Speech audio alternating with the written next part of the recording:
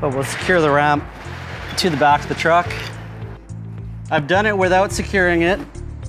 And when you're driving the bike up, it'll spit the ramp out. And I've even backed a motorcycle off a truck before and back wheels touch this, push the ramp back, and then the rear wheel starts hanging here, and then you're asking for help and you're stuck.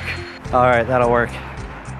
So I'll often use a stepping stool, such as a milk crate. You can use anything that'll just help you when you're stepping into the back of the truck.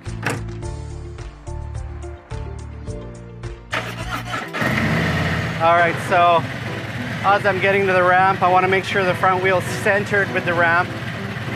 And I just let the clutch out, use the engine to push ourselves up.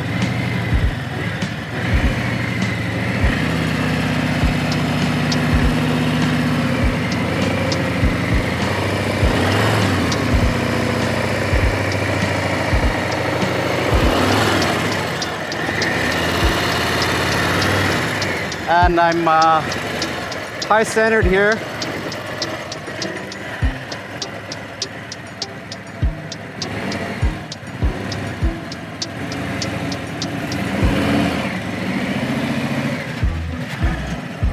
But just like that. Now, you see how close we are? Sometimes I'll put a block in there just to give myself some space, maybe a 2x4. And that just keeps that front fender away from the front of the truck bed. So we got it in the truck. I always put it down on the side stand.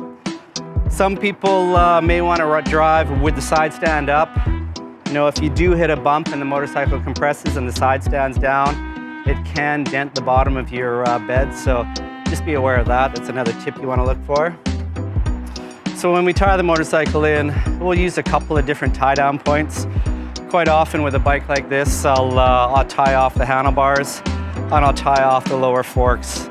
Now, all these motorcycles with Harley Davidsons, they have rubber dampenings in the handlebars. So putting a lot of force through the bars, it's pretty hard on the bushings. So I won't put a lot of force through the bars.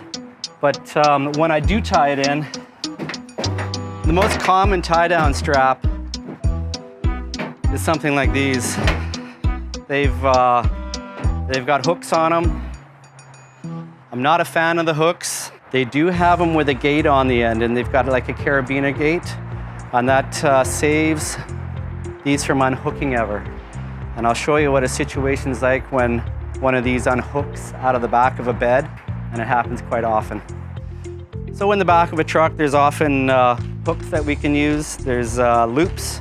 I'm gonna loop this in. When the bike, if you go around a corner, that strap will become loose and over it goes. So a simple loop strap like this works fantastic. A lot of motorcycle dealerships have them. We have them down at Trev Dealy Motorcycles, and it saves the handlebars from getting scratched.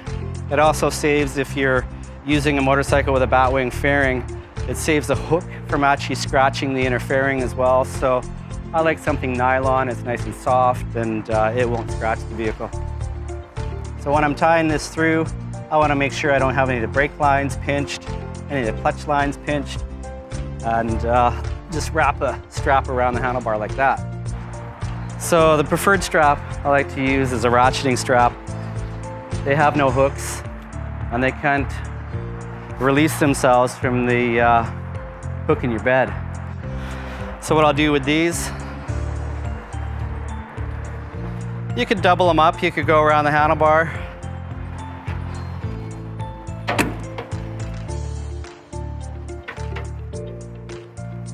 Around the secure point in the back of the truck. Feed this through. And I put a slight amount of tension on it. The reason I use a slight amount of tension is because when I'm traveling, I want the motorcycle to be straight up in the back of the truck.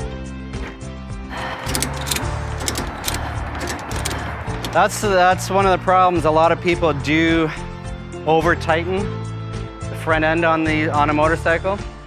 So what I'll do is I'll usually compress the forks maybe an inch, maybe 2 inches. So what we'll do next is, to prevent too much pressure through those steering neck bearings, we'll put a strap around the lower forks, and I'll show you how that's done. This will really tighten it down securely and takes the weight of the motorcycle off the steering neck bearings. So I'll just feed that through. And the majority of my tension is going to be through this strap rather than all the tension pulling down on the front forks. I'd put 4 tie downs on the front. Some people may tie them in on the rear. The Harleys have quite a lot of weight. There are actually some states that require you to tie the back of the motorcycle or the back of whatever you're hauling, a quad, ATV. They want you tied down in 4 points. I do like putting 2 on the front. And if I do put 1 on the rear, what I'll do is I'll go around the rear saddlebag guardrail. I'll go around the rear swing arm. And I won't put a lot of tension on these. It's just to stop the bike from bouncing around in the back of the truck. And yeah, so it's quite simple. I'll just tie them in this way. And like I say, not a lot of pressure back here. It's just stopping the motorcycle from bouncing side to side.